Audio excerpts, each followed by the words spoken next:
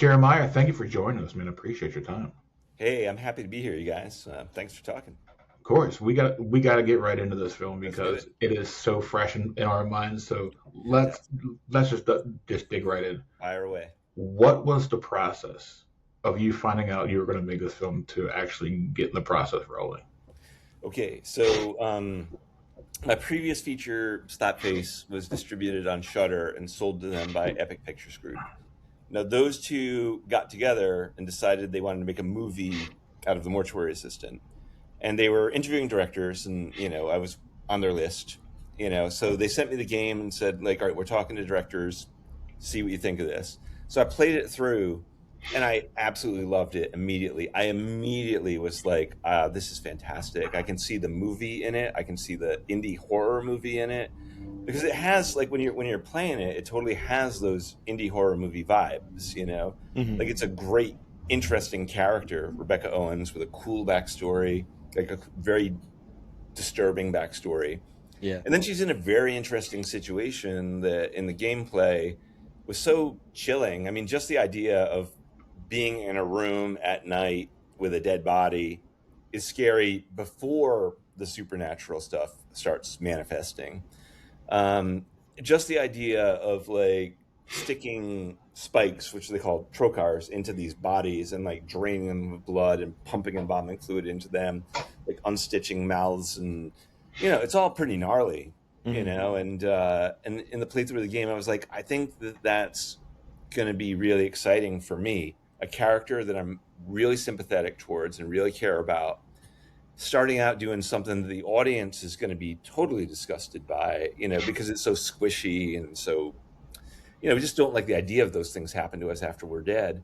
And then from that, the real horror starts seeping in out of the corner of your eye, with these creatures that are coming in from out of the corners and binding themselves to Rebecca in this very personal way. I said, oh, this kind of hits all the things that I personally am afraid of. Hmm. And I just thought the location was such an interesting, weird, liminal space. And the character of Raymond was so mysterious, and I wanted to know what happened down in the basement. So when I pitched, when I talked to Brian Clark, the creator of the game, and the producers, I said, like, I spoke to them about all the things I wanted to incorporate from the game. And then I approached it from a very, very personal point of view, which was like, I really identify with Rebecca Owens as a character. Like, I remember in my mid 20s, I felt that way, where I loved living in my work and not living in my life. Like, Rebecca's home, her apartment is like a hotel. So she'd rather be at the mortuary, which is a more lived in, interesting space. Yeah. And I think that Brian responded to all of it. I think he liked that I understood what was scary and interesting about the various components of the game. He knew that I appreciated the detail of the lore, but most importantly, that I loved the characters and loved the world and understood what he was trying to say with this game. Right. So after they interviewed everybody, he immediately just said, Jeremiah's our guy, let's hire him, and I was very grateful for that, and then he and I talked, and it was pretty obvious that he and I were on the same page about what we wanted to do with a film. And for Hmm. 2 years, there was a script development process where Tracy Beebe was writing the script, and then eventually Brian came on. I think this is important in the game to film translation, is that Brian, who created the game, came back on and was involved in the final iterations of the script, Yeah. because I think a lot of game to film adaptations just kind of ignore the person who created the thing in the first place. A And thousand I percent. did not want to do that, not just because Brian and I got along, but because I was really passionate about what he did. Yeah. And I think he was really passionate about how I was going to interpret it. Like, I was describing to him what we were going to do. And then I included him throughout the entire process, from pre-production, when we were designing what the space was going to look like, because we were building this mortuary from the ground up. Like, every door, every wall, every piece of furniture, every piece of medical equipment was brought in. It wasn't like we went to a funeral parlor and shot there. We wanted to recreate the really singular experience of being a Riverfields mortuary in the game.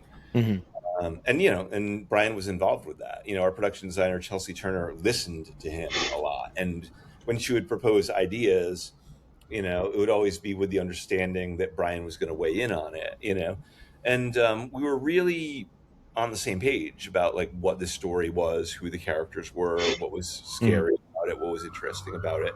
Um, and off we ran. Principal photography. Brian was there with us making the movie, sitting there by the monitor, and included. And the Easter egg is that he plays the second dead body in the movie, Mr. Leibowitz, played by Brian. That is crazy. Which is crazy. I mean, he was game. I said, listen, man, do you know what you're getting into? Because being a dead body is hard.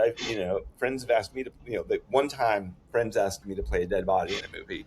And I said, sure, how hard could it be? You just lay there with your eyes closed. I'll take a little nap. That is not true. You are lying on a cold metal slab, and you have to keep your eyes open sometimes, and you have to always be holding your breath while you're rolling. You're Yep. covered in shit. Like these dead bodies, they had to go through like a couple of hours of applications because the way that we look right now is not the way that dead people look. When Oh, we no. die, all the blood Nope. sinks from our bodies. There's a weird, uncanny, ghostly pallor, but then blood pools in different parts of our body. And our special effects artist, Norman Cabrera, understood that. So, when we cast dead people, he said, send me their photographs because I want to accurately represent, their skin tones. But Mhm. then also when I'm building special effects, I want to build them to their body type. So if guts are hanging out of somebody and need to be stitched back in, or if somebody's got like giant scrapes on them, or even like the shape of their neck, what are we Mhm. stitching in their Yep. neck? Like the first scene, there's all the wires coming out of this woman's mouth, and like we asked that Mm. actor, please send us pictures of your teeth, like sticking your teeth out, because we need to replicate it, and we get some measurements and so on. Very interesting process. And we were determined to treat the actors, the dead bodies, well. So when they showed up on Yeah. set, we knew it would be uncomfortable for them. So we said, we just treated them like proper actors, and they responded well because they also had to act. The dead bodies in our movie are not always dead, so they had to audition. And Mhm. there's all this stuff that they do when they're turning their heads or opening their eyes or creeping around, and to varying degrees of just laying there dead to waking up and doing some crazy shit. You know, um, Mhm. so that was really cool. But yeah, having Brian be a dead body was great, and then having Brian watch every edit of the film. When we interviewed sound designers, I made sure that he was part of that process because I thought that the soundscape of his game was so scary and so specific. And then all through the post production process, he saw every version of the edit. He was able to weigh in and let us know what he thought, and we were able to talk about it the entire time. So I would say that if you're making a game into a film, it's like my advice to filmmakers would be include the creator, like include them. And, game Yeah. creators are often super busy because especially a solo game developer, like you're designing a whole other game. Like Brian was designing Paranormal Activity while we were making this movie. That's his next game. But he came to the set and he called up his bosses and was like, "Guys, we're making Mortuary Assistant. It's an amazing experience. It's very immersive. Can I please take a month off just to make this movie?" And thankfully, Paramount and Epic and everybody else who was involved in the Paranormal game said, "Yes, we understand why that would be important to you. Go Mhm. there, make the movie." But I could understand why a solo game developer wouldn't be able to. Like those guys spend like a year or two making their games. Like it is not easy. It is a fully immersive process making something Yeah. like Iron Oh Lung, yeah. like Mortuary Assistant. It's hard. Yeah. But like Brian knew that he wanted to be a part of it, and so he came and was there. And I think Iron Lung, by Markiplier did a good job too because they Mhm. cast the same creator in that movie too. He's in the scene where they're wiping the blood off of the window, and he's doing something outside, like straightening, Mhm. equipment outside. So that's the game creator. So they actually had him on the set of Iron Lung also, which tells me that Markiplier also cared about including the game creator in the process. And I don't think everybody does. No. No. But Jeremiah, what got you into writing and directing movies?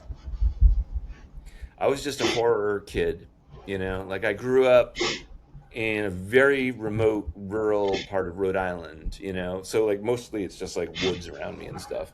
Hmm. And my grandparents were pretty open to stuff that I was watching when I was little. So I loved watching horror movies. I actually didn't really make a distinction between watching scary movies and watching and reading Grimm's fairy tales and stuff like that. I was like, oh, Hansel and Gretel and the Texas Chainsaw Massacre are like the same story. You wander Hmm. off, go into a scary house, there's a witch or there's Leatherface. It was Yeah. exactly the same. And I always felt that way. So when I was a teenager, I would always get my friends together and we would make movies, and they were often scary movies. In that sense, I felt like Sam Raimi and all those Evil Dead guys who were all like, "Hey, we're a bunch of friends. Let's go make something." Hmm. What are the things that we have at our disposal? Like, all right, well, we got a bunch of blood and we got some clothes that we can rip up. Let's go crazy. And that never stopped. I went to film school and I got out and like kept making movies. And the horror genre was always the one that pulled me in because I don't know. I just first of all I just like to be scared, and I like being taken out of our everyday reality into something weird that's beyond what we expect. And Hmm. if we're taken into something that's weird and beyond what we respect, but it still taps into something we're scared of anyway, like people being scared of dead bodies or being scared of being cut into. Not everybody's scared of a demon, but some people are scared of like angry voices inside their head when they get depressed, Hmm. or feeling suicidal or whatever. I think that the demons in Brian's world felt like those sort of things that want to make you feel bad. They bind themselves to you and want you to feel horrible and grind you down and wear you down until you're done. You know, a movie like Mortuary Assistant still gets at some of the things that freak me out. But that's all. That's kind of always why I did horror movies. I was always into like what we get to do. Like my first feature was a Killer in the Woods movie, and it was like a very very low budget thing. Hmm. But the producers were like, "Who are we going to get as the killer?" And I said, "Well, let's try to get Tom Savini." And Tom Savini in the horror world is like this really cool dude because he did Hmm. effects for Friday the 13th Part 4 and Yeah. Dawn of the Dead and Creep Show, and Yeah. he acted in From Dusk Till Dawn, and he's like this super cool dude. Um, my first feature, like I was like, yeah, Tom Savini, man, it's like great, like because I got to work with one of those people that was one of my heroes when I was a Yeah. little kid, and that kind of started out my horror feature filmmaking career. And the monster movie that I made called Slapface is the one that got to Shutter, and Yeah. that opened the doors to us being able to do the Mortuary Assistant I love because that movie. Yeah. the producers and the sales agent and distributor loved and really supported Slapface. And then once Brian saw Slapface and like heard my pitch, he was like, "That's our guy," which was really great. Yeah. So kind of a direct line between Slapface and Mortuary, but kind of a line between my childhood experiences and Slapface. I mean, it's all kind of the same path towards just making things that are spooky and interesting and for me, fun. Like I love the genre and I've never stopped. Hmm. So good. Did you feel any added pressure making this film, knowing how overly criticized video games to motion pictures get overly I mean, criticized? yeah, it's like you can't walk into that with blinders on. Like for sure that like the fans who actually I love and think that all their opinions are valid, by the way. Hmm. It's like they all have their idea of what the movie is supposed to be, Yeah. and they might not like our iteration of it, and you just have to take that in stride. Like every movie is kind of like that, you Hmm. don't you're making a movie, it's like you don't know if people like it or not, and all you got Yeah. to do is say like, well, I love it and I'm putting it out there into the world and I hope I'm not alone in the universe, because you finish a movie and it belongs to the audience. Yep. But like it was the same for Brian when he made his game. He made his game and he loved it. He was very passionate about that game and everything about it, and then he put it out into the world. And it was not the first game he put out into the world. So he put out some other games that are fantastic that would make great movies. And they didn't hit the way that Mortuary Assistant hit right away and became a viral success. So the fans who loved Mortuary Assistant, basically it was under the understanding that they loved what Brian had made, you know. And so when we were making a film of Mortuary Assistant, like I said, It's like, okay, I can only make the film that I love, but I can also include Brian and make a film that we love. Like if Brian is as passionate about doing this thing as I am, at least the person who made the thing that the fans love is right there in the trenches with me, trench by trench, making this movie. Uh, Hmm. and since I loved the game and I loved Brian's world and I loved Brian's writing and I loved what he constructed, having the creator of the game with me while I'm doing it, it's like at least, if people love the movie or if they hate the movie or if they feel in between on the movie or whatever it is they feel about the movie, it's at least we can say it's coming from a very sincere place, you know, that Hmm. Brian and I really cared about telling the story and accurately representing the game to the best of our abilities. And there were some things like there's actually parts of the game that I really would have absolutely loved to have put in the movie. Like there's an ending in the game that involves Raymond where he goes down into a sub level and runs into a very creepy character, and Yeah. it's an amazing cutscene. Hmm. I loved it. I was trying to shoehorn it into the script for a little bit, and ultimately we had to decide, like myself and Brian and the producers and Tracy, who wrote the script, is like, we have to, this is Rebecca's story. As we're telling it as a film, it's her job interview. She gets the night shift. She finds out what's going on. She gets sucked deeper into this terrible situation. She figures out some of the tools that she needs to fight back, and then it resolves. And as anybody who plays the game knows, that survival in the Mortuary Assistant is not guaranteed. So, like, well, what's Yep. going to happen to Rebecca, but it's going to be a wild and dark ride either way. Uh, Yeah. and then it was like, all right, yeah. So trying to put in the ending with Raymond didn't fit the narrative of Rebecca's journey, and that's why that fell by the wayside. So there were some choices where it was like, this is a thing about the game that we love, that everybody loves.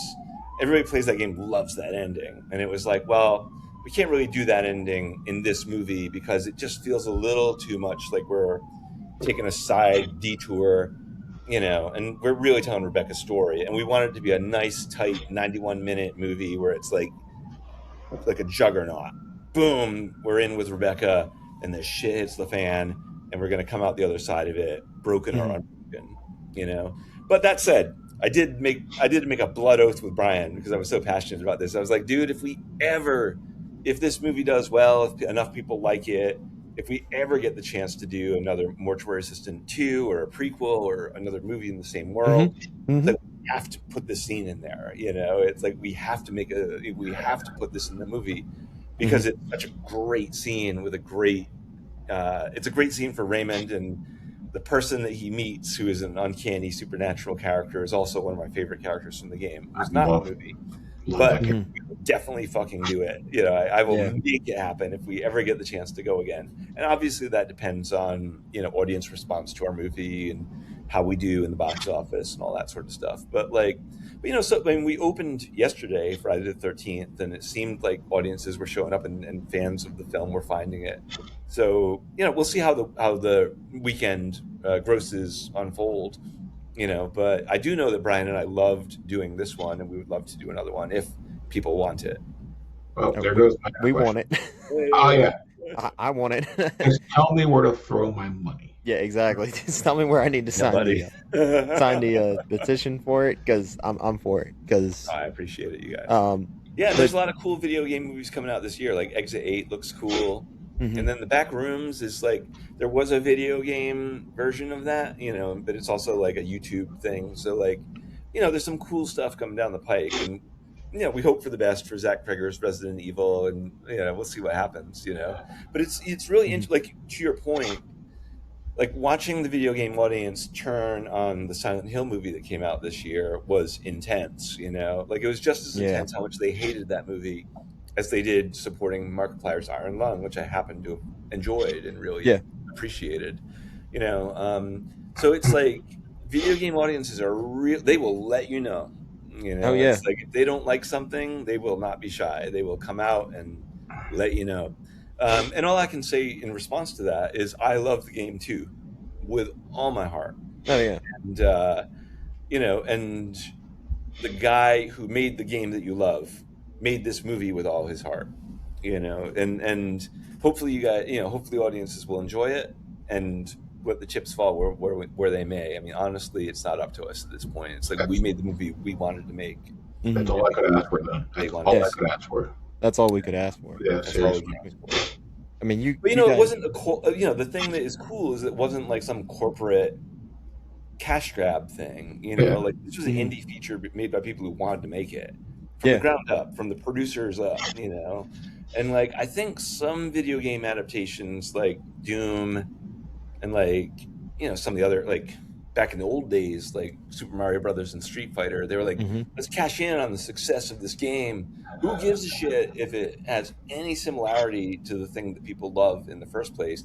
And when you watch those movies, you just don't feel good.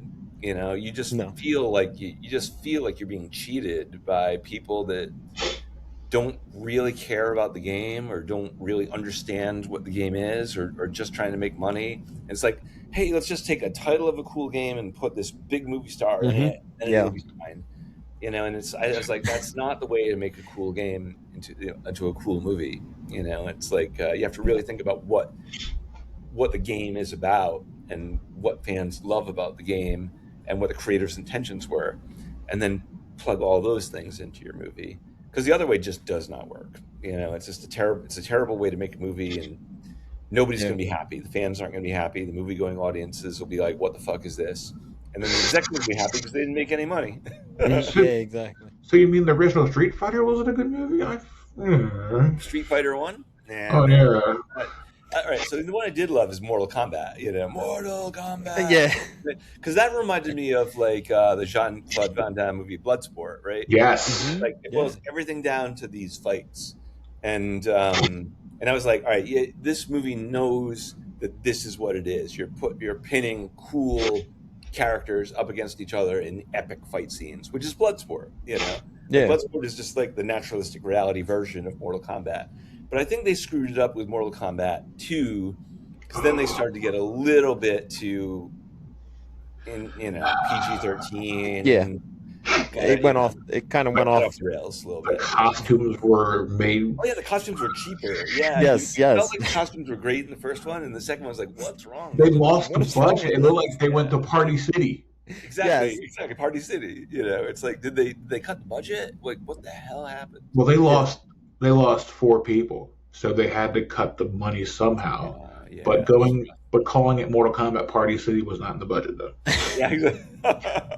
No, and you For could sure, see that though for in sure. that movie. Like you could tell that it was cheaply made and it was very Painful. It was painful. painful to watch. Yeah, And like for this movie that you guys did, it's fantastic. Like you can thanks, man. see that you guys put your hard-earned time and money into it and Yeah, for sure. made this, like you said, you built the set from ground up. How long did that take That to was like build four the set? weeks. Yeah, probably like probably 3 weeks of designing it. So like just like creating like floor plans and then like a 3D map of it. And that's stuff that like we went over it with the game creator and the production designer and the director Hmm. of photography, so we would know because we build these very special camera rigs inside some of these rooms. So like we had to make sure that it was to scale. But I mean, like even like the size of the hallways, we were like, hey, it looks like we're gonna have to truncate the hallways a little bit, Brian, just because of the layout of the space. Are you okay with that? Because it'll enable us to make these other rooms bigger. And Brian was like, I understand why you're doing that, and that makes sense. If you can just make sure that you put this lattice here and this window here, then we're fine. So stuff like Hmm. that. We all were very careful about that. And then once the builders started, there was a team that came in, like it was like builders and welders, who were like coming in, and our production designer Chelsea Turner would supervise them. And there it is. So it's like kind of like backstage at the theater. All you can smell is sawdust. You're like in this room, and it's just like brown. Like built. It's just building a house. Like Yeah. you're seeing a skeleton that's made out of wood, and just for the joy of it, like we would all like be with our cell phones, like videotaping the progress every day and showing it to Brian, the game creator, saying like, all right, it looks like this now. And then you'd see gradually it's being painted and it's taking on that like those beautiful blue and gray walls, and the each little square on that floor was like mapped out specifically and hand painted literally. It's like um, so we did Mm. the embalming room first, and then we worked our way to the cold storage where you had to make sure that the lockers could open and that the metal tables could support the weight of actors when they were slid in and out. And the Mhm. same thing for the retort or the incinerator. It's like we're building this whole like metal contraption where you got to be able to push bodies in and pull them out. Mhm. So it's all these like really awesome blue collar construction worker dudes who were like building a mortuary, huh? And then they were getting such a kick out of it. They were like, "Oh man, this is amazing! What else can you give us?" And the production designer goes like, "Well," she goes to one of the welders. He's like, "Well, we need a brain hook," and he's like, "Well, what's that?" It's like, "It looks like this," and she gives him photos. He's like, "All right, give me 48 hours." And he goes away. He comes back smiling with pride, like he's got these here brain hooks for you, whatever.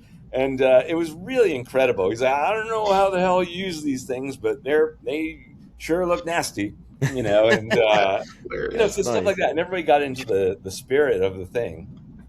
And yeah, like all these props got brought in from like medical supply warehouses and from funeral homes. Yeah.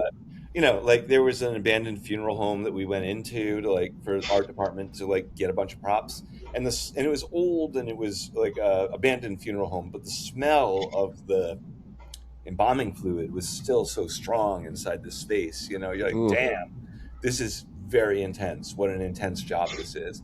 But yeah, all Yeah. that stuff got brought in. So it was probably 3 weeks of design, then 4 weeks of building, and then it got finished, like literally like day before the day one of principal photography, where we started in the cold storage room and then worked our way into the embalming room. That's Nice. wild. Yeah, wild process, but really fun for everybody to do.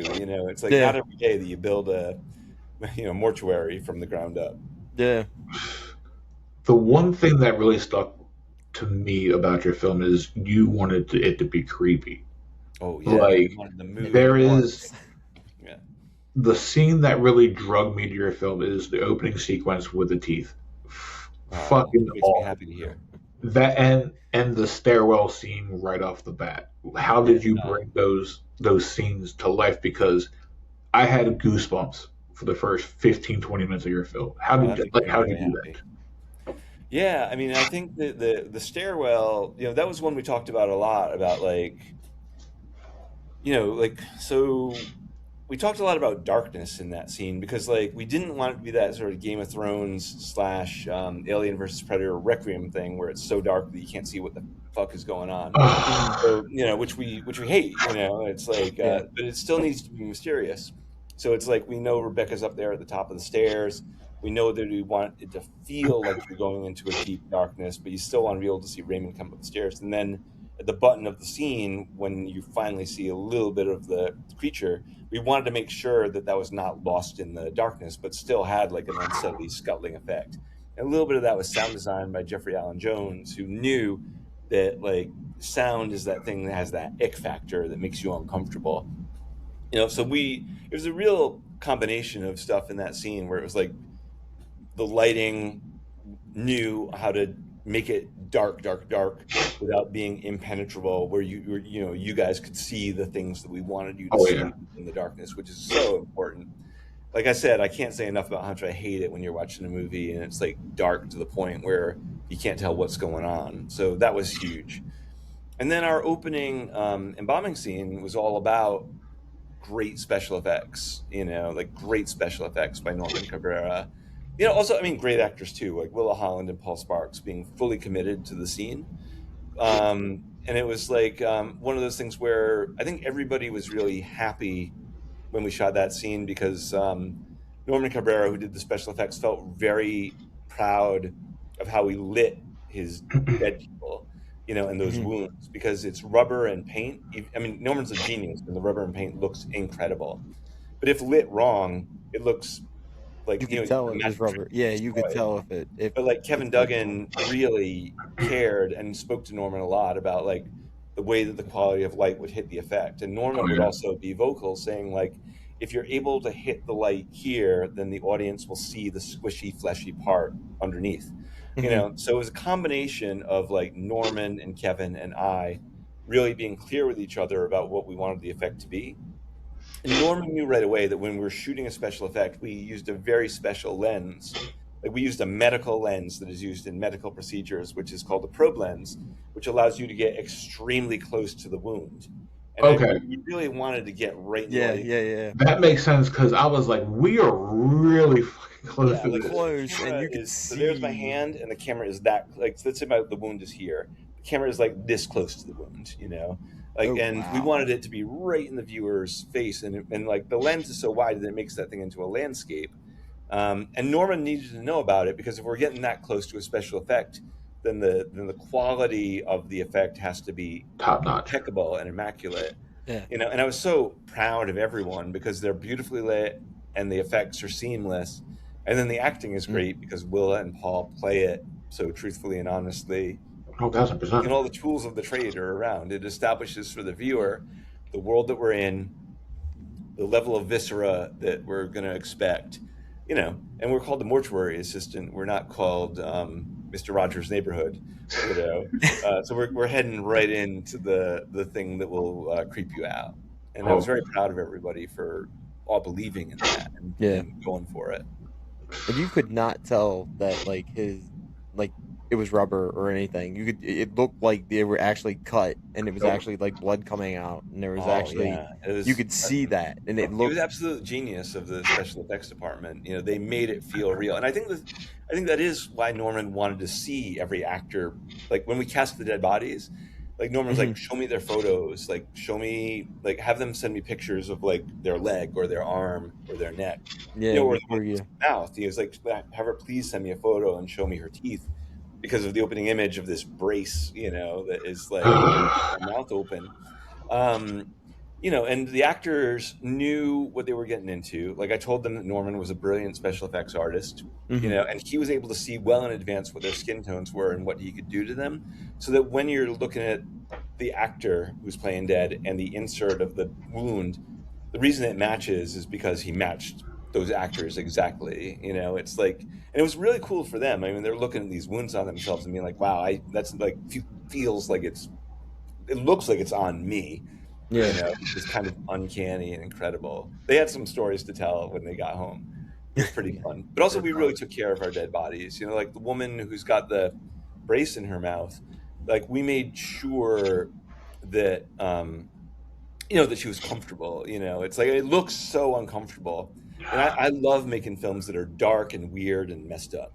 But I don't like being on set and having people feel like what's happening to them is dark and weird and messed up. So like when that thing is in that woman's mouth, I mean, obviously it's like a strange experience to have that, but we walked her through it beforehand. She tested it out. She felt comfortable. If she needed a Yeah. break, we had hand signals where she'd be like, give us a thumbs up or something like that. And all the dead people were really, it's always so counterintuitive because it's so gross and so weird and so strange. But like, they were always like, man, this was a really cool experience. I got to play dead and I got to be this dead person all day and I got to have this cool thing happen to me. Can I take photos? Can I share them with my family? When can we post Awesome. it online? It's like, well, after the movie comes out. So, That's Jeremiah, we have our last question, our closing Sure, question fire that we away. always ask.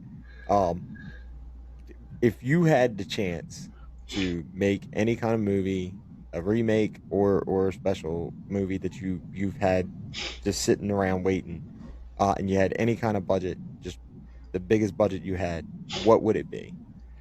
All right. Wow. Oof, I mean, there's so many cool things that'd be wonderful to do. I think I guess number one would be Stephen King has a really incredible book called Revival, which has like the most disturbing ending. And like, Yes. I think the reason nobody's been able to make it into a movie is because that ending is uncompromising. Mm-hmm. And any director who's serious, is not going to want to change that ending. You nope. know, so like Mike Flanagan was going to do it for a while and then it fell away. And if I ever get the chance to do it and we're able to retain the deeply disturbing climax, Yeah.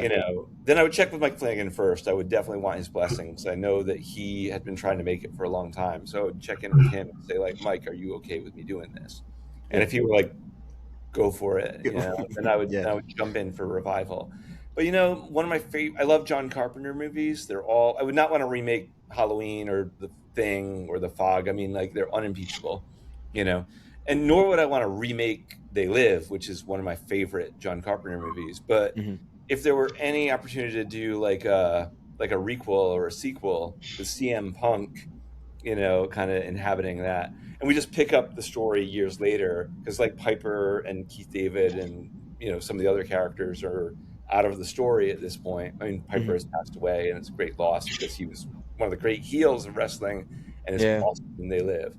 But I was like, well, we would still need somebody to have that flavor of that blue collar guy, like moving through and being like, this, this demented billionaire class that is like kind of doing all the shady shit, needs to be blown open. And who better to do it than CM Punk. So I was like, They Live is as never, it's Yeah. evergreen. It's always just this friggin' honest movie where it's like, if you watch that, you're like, yep, I'm afraid so. That is some shit that is what it is like to be alive, and like we're all Roddy Piper, like walking through it being Oh like, yeah. I really just want to fucking kick some ass because it is fucked up what's happening. And Yeah. it's like you can also identify with the Keith David character because Keith David's like, I don't want to put the glasses on because so many people that are like, I don't want to know the shit that's going on. My life is tough enough. I have to pay for my groceries and my gas. I can't deal with it. And Piper being like, fucking put these glasses on, dude. Like the shit is going down everywhere and you need to see it because we are fucked if you don't. Yeah.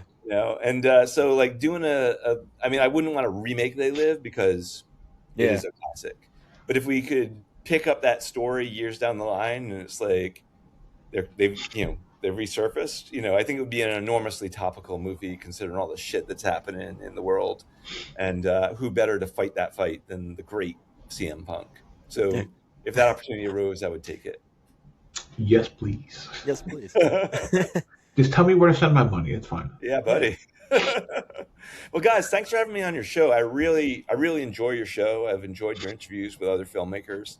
Oh, So it was a real thank you. honor to be chatting with you, and it's really good to talk to people who love not only indie horror movies but indie horror games. Of course. That's my Yeah. people. Anytime you want to come on here and promote Anytime. whatever you're working on, man, we are open to you. Yeah, man. Let's keep the conversation going. Of course, Where man. can people find you and show you love and support? I'm on Instagram and I'm on Facebook, but I'm very easy to find because Jeremiah Kipp is not a common name. So if you just type it in, you'll find me. And I'm fairly active on both of those platforms. So, people can, like sometimes like right now I'm in the middle of a bunch of stuff with this movie, but like I am conversational and I do, if people want to chat up movies or whatever, I'm around. I like to engage with the audience and be a man of the people because we're all in this together. You know what I mean? Of Yeah. course. Nice. But thank you for coming on our show. We appreciate you, man. Yeah, we Thank you. appreciate you too. Thanks, brothers. Thank you.